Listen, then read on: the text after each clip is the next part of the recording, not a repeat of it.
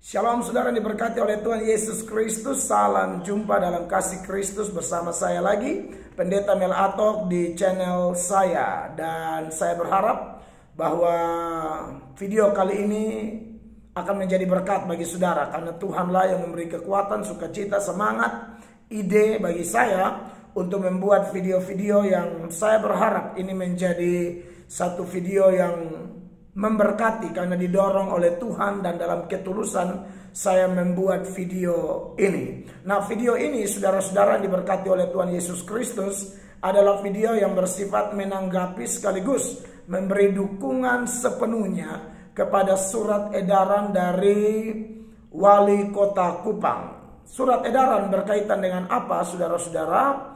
Beberapa waktu yang lalu, seperti saudara tahu, saya membuat satu video yang menanggapi surat edaran dari kepala daerah di Kabupaten Rotendao, Ibu Bupati Ibu Haning, yang di dalam surat edarannya beliau menghimbau masyarakat Rotendao untuk berpuasa, berdoa, berpuasa, memohon ampun dosa, memohon belas kasihan Tuhan dalam menghadapi pandemi COVID-19 ini. Nah, saudara-saudara, yang membuat saya menanggapi karena saya tahu bahwa sebenarnya isi himbauan seperti itu adalah himbauan yang seharusnya keluar dari mulut hamba Tuhan, pendeta. Apalagi kalau ketua sinode, itu harus. Mereka punya power, mereka punya kuasa juga. Tapi justru surat seperti itu ternyata dikeluarkan oleh kepala daerah. Nah, menarik saudara bahwa dalam video saya itu dengan segenap hati, dengan semangat, dengan sukacita, dengan harapan yang besar, saya menyerukan kalau bisa kepala-kepala daerah yang lain juga buat. Dan puji Tuhan, harapan itu Tuhan jawab begitu. Saya dengar Bupati Timur Tengah Selatan sudah mengeluarkan edaran serupa supaya saudara-saudara kami di Kota Soe dan daerah-daerah di wilayah Kabupaten Timur Tengah Selatan untuk berdoa dan berpuasa berhadapan dengan pandemi ini.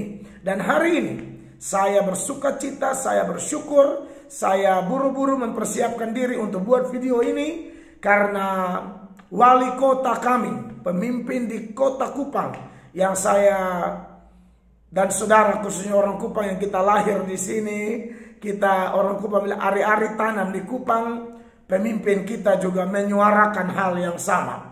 Menurut saya, kalaupun ada orang bilang, sudah terlambat, ikut-ikutan. Saudara, sudah terlambat atau ikut-ikutan, tapi kalau yang kita ikuti itu adalah suara Tuhan. Yang kita ikuti itu adalah kehendak Tuhan. Kalau yang kita ikuti itu adalah cara-cara yang Tuhan mau, kenapa tidak?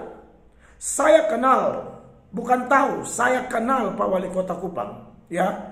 Saya dengan beliau ya dekatlah. Dan saya bicara ini, yang pertama saya memang warga Kota Kupang, ya. Yang kedua saya pendeta yang sering memberi masukan, nasihat melalui khotbah-khotbah saya kepada pejabat-pejabat dan secara istimewa Pak Wali Kota yang selalu mau hadir kalau beliau ada. Saya berkali-kali khotbah, Pak Wali duduk dengar sampai habis. Jarang ada pejabat mau begitu. Tapi saya lihat ada beberapa pejabat di NTT di Kota Kupang ini, bahkan di tingkat provinsi, tingkat kota, kabupaten yang mau dengar nasihat pendeta. Itu luar biasa. Dan beliau sering berkata kepada saya, Pak Pendeta, kalau saya ada salah tegur. Ya, beliau itu tidak mau kalau kayak puji-puji dia.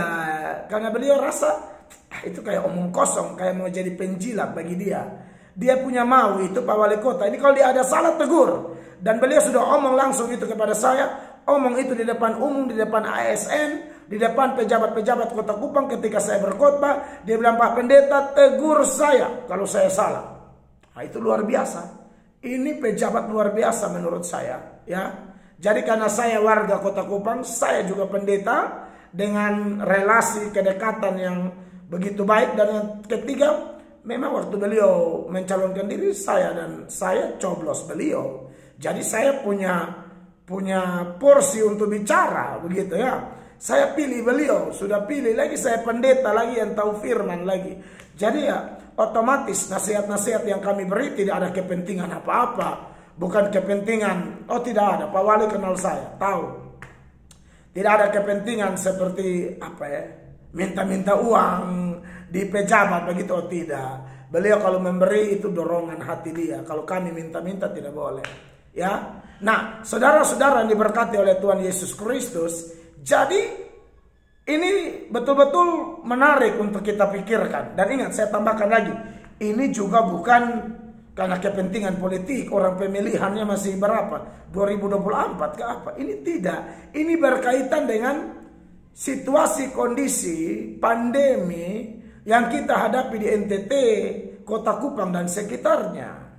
Ya, bahkan di Indonesia. Nah, saya akan baca surat edaran dari Bapak Wali Kota tersebut ya. Surat edaran ini dikatakan Kupang 5 Februari 2021 kepada pemimpin organisasi agama atau tokoh agama sekota Kupang. Berarti saya pun di dalamnya. Yang kedua, kepada masyarakat Kota Kupang masing-masing di tempat. Memperhatikan peningkatan kasus corona virus. Ulang ya saudara-saudara.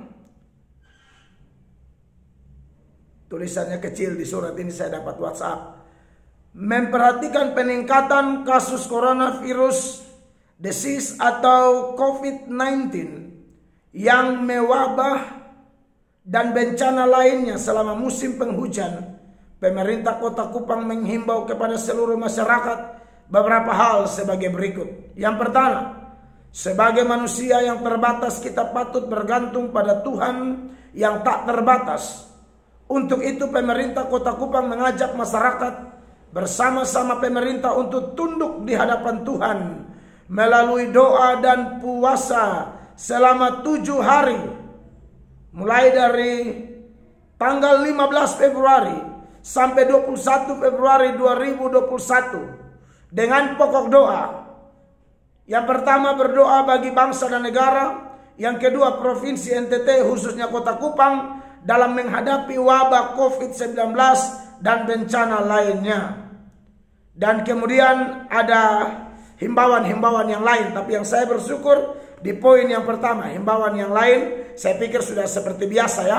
Mentaati protokol kesehatan, menahan diri supaya jangan pergi kepada kerumunan. Karena apalah artinya doa dan puasa kalau kita tetap tidak taat protokol. Kita pergi kemana-mana tidak pakai masker, pulang ke rumah tidak cuci tangan, lalu kita bersentuhan, kita tidak jaga jarak. Saya pikir doa dan puasanya pun akan menjadi sia-sia. Karena ingat, Tuhan itu mau kita beriman kepada Dia, bukan mencobai Dia.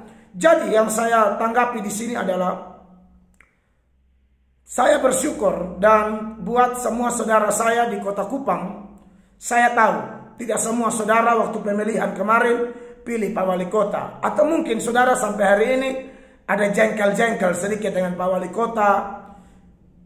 Mungkin karena alasan beda pandangan politik atau pilihan politik kita. Tapi sudahlah saudara, itu masih lama, itu masih 2000 berapa ya, 24 toh. Makanya saya bilang tadi ini tidak ada kepentingan apa-apa. Saya sebagai hamba Tuhan Yesus Kristus, saya memohon mari kita dukung ini saudara. Ya, mulai tanggal 15 sampai tanggal 21 ambil tiap hari puasa. Puasanya bagaimana? Menurut saya, mungkin di sini kan surat edarannya tidak dituliskan itu karena namanya pemerintah, mereka juga tidak urus yang berkaitan di Alkitab begitu toh. Jadi kami rohaniawan ingatkan saja. Mungkin kita melakukan yang sederhana saja, yaitu bahwa mungkin dari malam, setelah makan malam kita jangan makan lagi sampai, kalau yang tidak tahan, Anda bisa puasa setengah hari saja, Anda bisa tahan sampai makan siang. Kalau saudara yang tidak ada sakit apa-apa, Anda bisa makan sore, atau sore itu bisa jam 4 sampai jam 6. Saya pikir itu bisa dilakukan. Tapi ingat, dalam doa, dalam puasa itu tidak bisa. Puasa itu paketnya dengan doa. Waktu kita boleh berlainan, menurut saya tidak masalah. Karena bagaimana ya, kita kan kesibukan juga masing-masing toh. Tapi ambil waktu di kantor pun ambil waktu berdoa, baca firman 7 hari ini coba kita lakukan dari tanggal 15 sampai tanggal 21. Saya tidak bilang bahwa ini puasa di atas segala-galanya. Bukan. Kan kita bergantung pada kehendak Allah. Bukan doa, puasa, atau baca Alkitab itu sendiri. Bukan. Kita tetap bersatu hati. Dan memang Alkitab ajar itu. Ajar kita ya berdoa, berpuasa, merendahkan diri. Minta ampun dosa-dosa. Pejabat-pejabat, ayo minta ampun dosa. Kami pendeta-pendeta juga ada dosa. Jujur saja, jujur saja. Pendeta-pendeta juga ada dosa. Ayo kita minta ampun dosa semua. Masyarakat tidak usah pandang beda gereja, beda pandangan dan pilihan politik. Buang itu dulu, buang itu dulu. Supaya jangan ada celah bagi setan untuk membuat kita hancur. Jangan ada celah bagi setan membuat kita kemudian terpecah belah, setan ketawa. Harusnya kan melalui kita kerajaan Tuhan semakin kokoh di kota Kupang atau Nusa Tenggara Timur.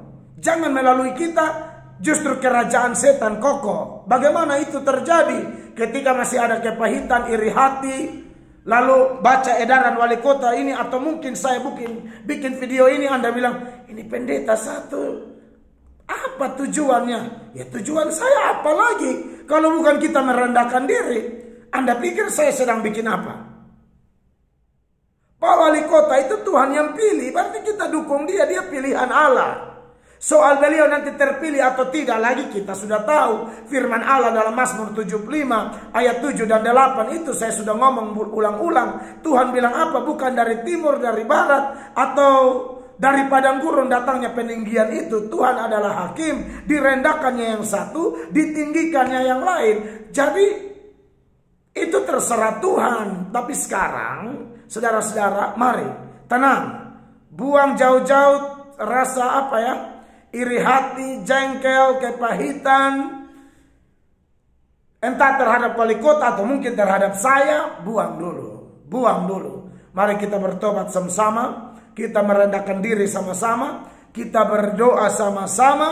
Dan saya yakin dan percaya Allah di sorga, Bapa yang kita kenal, Bapa pencipta langit dan bumi, Bapa yang kita datang kepadanya melalui Tuhan Yesus Kristus itu, dia tidak akan tinggalkan kita. Percayalah, dia tidak tinggalkan kita. Dia akan beri solusi, jalan keluar, kekuatan. Bahkan kalau dia mau, dia sanggup melenyapkan COVID ini dengan kuasanya yang dahsyat. Kita harus percaya bahwa Allah sanggup melakukan itu. Jadi kita berdoa berpuasa ini bukan untuk mempertanyakan kesanggupannya. Kalau kesanggupannya sudah pasti. Lalu yang kita buat ini apa? Yang kita buat ini adalah meminta Tuhan menyatakan kehendaknya. Karena kalau saudara lihat di dalam Matius pasal 8 itu, mulai ayat pertama dan ayat kedua, saya tambah ini renungan firman supaya ada dasar buat kita. Dikatakan setelah Yesus turun dari bukit, orang banyak berbondong-bondong mengikuti dia. Ayat 2 yang saya mau pakai untuk mendorong kita. Maka datanglah seorang yang sakit kusta kepadanya, lalu sujud menyembah dia dan berkata, ada dalam keadaan sakit. Kita juga bergumul dengan sakit, penyakit, virus dan lain sebagainya kan. Saya pikir nyambung juga kalau kita pakai data ini. Relevansinya kuat dengan pergumulan kita sekarang, ya. Maka datanglah seorang yang sakit kusta kepadanya, lalu sujud menyembah dia. Ayo kita sujud menyembah Tuhan, merendahkan diri dalam doa dan puasa selama 7 hari sesuai edaran Bapak Wali Kota.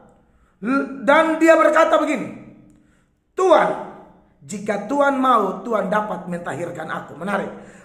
Tuhan, dia omong sama Tuhan Yesus, jika Tuhan mau, Tuhan dapat mentahirkan aku.